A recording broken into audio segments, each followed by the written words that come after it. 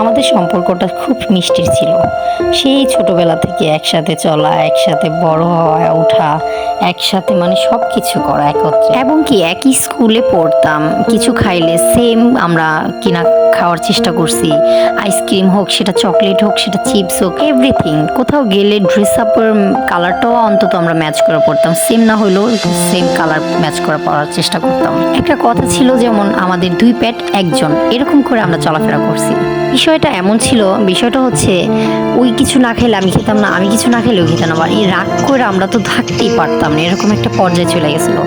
হ্যাঁ, মানুষের জীবনে একটু টুকিটাকি থাকতেই পারে। তার মাঝখানে আমাদের 1 ইয়ার 2 ইয়ারের মতো একটু ব্রেকআপ হয়েছিল। মানুষের গার্লফ্রেন্ড বয়ফ্রেন্ডের সাথে ব্রেকআপ হয়, আর আমাদের ছিল ফ্রেন্ডের মধ্যে ব্রেকআপ। আমি যেটা বলবো, বয়ফ্রেন্ড থাকার থেকে এরকম একটা ফ্রেন্ড থাকা অনেক বেশি বেটার। সেই 7 সাল থেকে আজ 24 সাল পর্যন্ত এখনও যে আমাদের বন্ধুত্বটা অটুট রয়েছে, এটাই আলহামদুলিল্লাহ। মাঝে মাঝে আমাদের বিষয়টা এমনও গেছে, দুজন একই সাথে ফোনে কান্না করছি, ঝগড়াঝাটি হয়েছে, আবার ক্ষমা চেয়েছি, এরকম বিষয় গেছে। খুবই ভালো লাগে, একটা ভালোবাসার বিষয়। আর আমি দোয়া করি সবার জীবনে এরকম একটা ফ্রেন্ড থাকুক, এরকম ফ্রেন্ডের সম্পর্ক অটুট থাকুক, বজায় রাখুক। আর আমাদের বন্ধুত্বের মধ্যে একটা জিনিস বেশি ভালো ছিল, সুপারি আর হচ্ছে গিয়ে চাল চুরি করে স্কুলে ব্যাগে নিয়ে যাওয়া, স্কুলে যায় এগুলি খাওয়া। এমন গেছে একদিন আমার বাসা থেকে নিচ্ছি, আরেকদিন ওর বাসা থেকে নিচ্ছি। আমাদের সেই ঝগড়াঝাটি, মারামারি, কাটাকাটি, খাওয়া দাওয়ার ভাগাভাগি এখন একটা পর্যায়ে শেষ হতে চলছে।